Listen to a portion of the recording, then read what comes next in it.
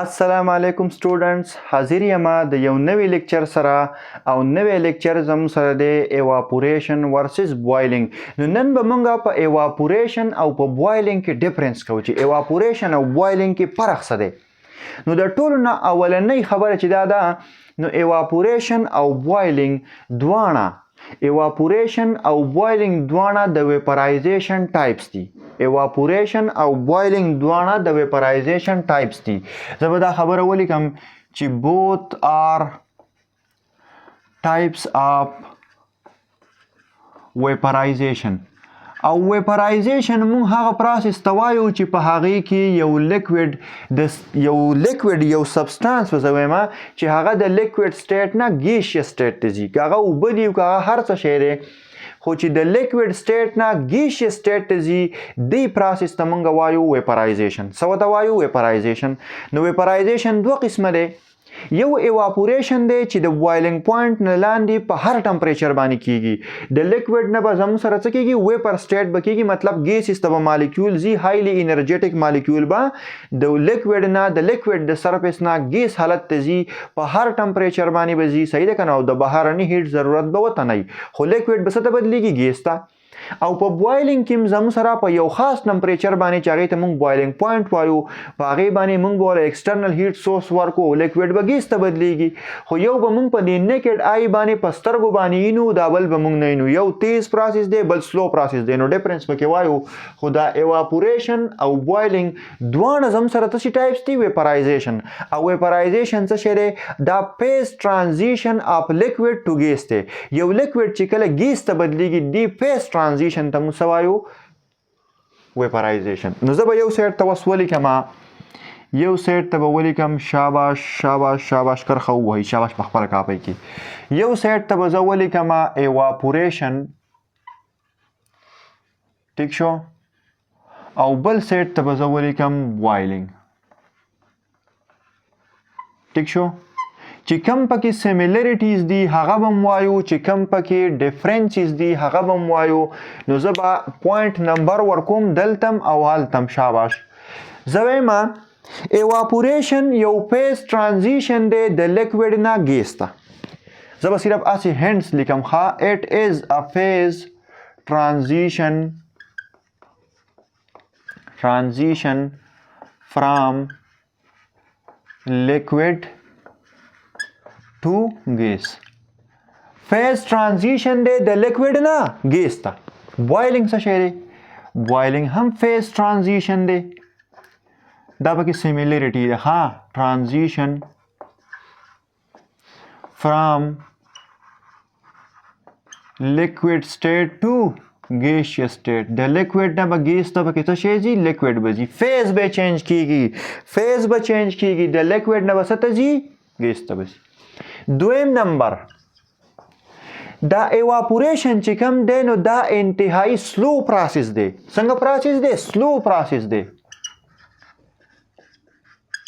سلو پروسس ځکه دی چې دی پسې د لاندې نه یا د بهر نه بل هیټ نشته، هیټ سورس نشته، او انرژیټک مالیکول دی چې کله ورته د اټریکټیو فورسز نه سیوا انرژي میلاو شوه نو ځي به. خو دا بوایلینګ چې ته کله، زه د اوبو اگزامپل اخلم چې ته پرې پوه شې، نور د هر لیکویډ به ګورې بوایلینګ پوینټ جدایي.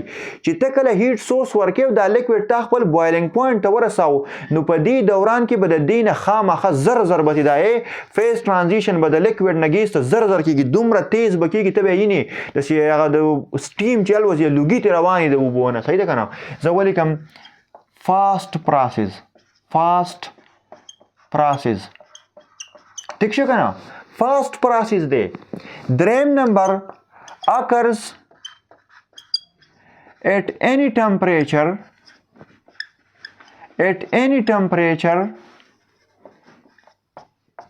below the boiling point. د boiling point نه لاندې په هر ټمپریچر باندې به ایواپوریشن کیږي. د بوایلینګ پوینټ نه لاندې ورې د پاسه نه، د بوایلینګ پوینټ نه لاندې په هر ټیم کې په هر ټمپریچر باندې به ایواپوریشن کیږي، صحیح شو.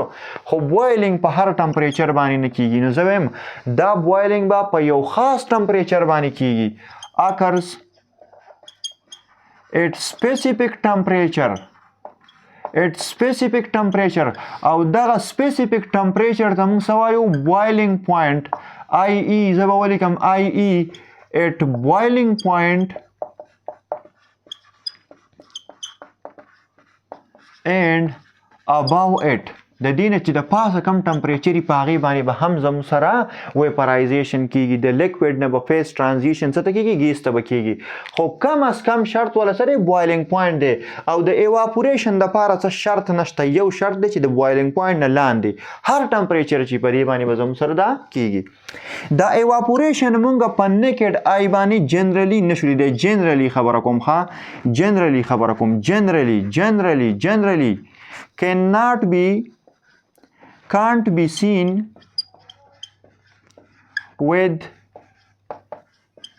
naked eye اوس ګوره ته اوبه کیږي په خانک کې او دا اوبه الوځي صحیح ده که نه ایواپوریټ کیږي نه مونږ اینو نه ته چې کله یو جوړه خوره کې په تار باندې او په ګرمۍ کې او دا وچیږي نو دا وچه شي ته ورته داسې ګورې لکه په غټو ورته ګورې کپړه وچه شي سوټ دې وچ شي خو تا ته ایواپوریشن ونه لدو خو که ته بل طرف ته یو پتیله په اور باندې کیږي او تا دې ټمپریچر ورکاو بوایلینګ پوینټ ته څنګه ورسېدي 100 ډګري سنټیګریډ ته اوبه دې اخیستي دي او دا څنګه بوایلینګ سټارټ کی نو ته به اوس دا کم ویپر شي دي کم الوځي دا فیز ټرانزیشن چې کېږي د لیکوډ نه ګیس ته نو ته به په خپلو ګناهګارو سترګو باندې نه صحیح ده که نه نو دا بس دا سره can be seen with naked eye ټیک شي که نه په عامه په لغړه سترګه باندې نیکډ آی مین یو خو ګورې لغړه سترګه مطلب یو خو به تا سترګې د څه شي نه وروستي یو داسې دغه دې لګولي څه ورته وایي مایکروسکوپ یو خوردبینې دې لګولي او ټیلیسکوپ یې دې لګولي نو په هغې باندې کیدای شي ته ایواپوریشن هم ووینې نیکډ آی مین بغیر د څه شي نه بغیر د څه شي نه نیکډ آی باندې ته دا نشي لیدی جنرالي دا ته لیدی شي پنځم نمبر خبره دا ده چې دا ایواپوریشن به همیشه د پاره په سرفیس باندې کیږي تاسو ته ما ویل کنه سرفیس کې چې کم های انرژیټک مالیکول ته کم مالیکول انرژي های او د اټریکټیو فورسز اورکم کینو د سرفیس نه به الوزي د یخ نه نه راځي چې د یخ نه راځي را روانو ډایرک والوزي نه د سرفیس نه به ایواپوریشن کیږي نو زه لیکم چې ایواپوریشن occurs at surface دا په کوم ځای باندې کیږي په سرفیس باندې ځکه چې دې ته خو د هیټ سورس ضرورت نشته خو چې کلم د مالیکول کاینټیک انرژي دومره سیوا شوه چې اټریکټیو فورسز یې اوورکم کړو نو د سرفیس نه به څه کیږي الوتی به یې او دا بوایلینګ چې کوم دی نو دا به اکر کیږي at the bottom boiling occurs at the bottom کم ځای نه به کیږي کم ځای کې چې هیټ انټر کیږي where the heat enters the liquid کم ځای کې چې هیټ لیکوډ ته انټر کیږي په دقه ځای نه به بوایلینګ څه کیږي سټارټ کیږي شپږم نمبر د دې نه په پریویس لیکچر کې مونږ ویلو چې ایواپوریشن به د ځان سره چې کله کیږي نو های انرژیټک مالیکول به د سرفیس نه وځي نو هغه به د ځان سره انرژي وړي مطلب څه شی به کاس کوي کولینګ به کاس کوي مونږ وایو ایواپوریشن کاس کولینګ ایواپوریشن causes